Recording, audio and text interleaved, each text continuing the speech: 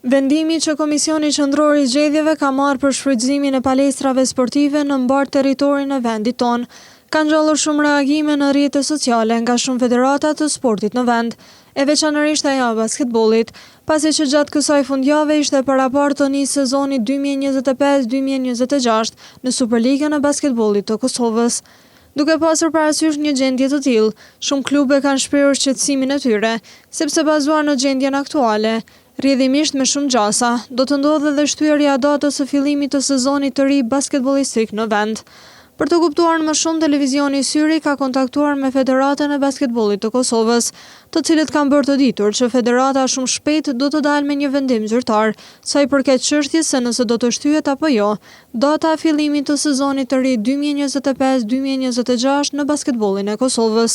Ndërsa për të marrë informacion shtesë nëse Komisioni Qendror i Zgjedhjeve ka kontaktuar paraprakisht me federata sportive për t'i vënë në dijeni se procesi zgjedhor në të cilin jemi aktualisht do të krijojë një situatë të tillë, ne kemi kontaktuar edhe me zëdhënësin e KQZ-s Valmir Elezi, i cili për televizionin ton ka bërë të ditur që KQZ e kupton shqetësimin e federatave sportive, por zbatimi i ligjit është i domosdoshëm dhe për KQZ-n është e pamundur t'i kryejë në ambiente të tjera këto procese të rëndësishme, siç janë numërimi i votave të kandidatëve për deputet të Kuvendit të Kosovës dhe për antar të kuvendeve komunale.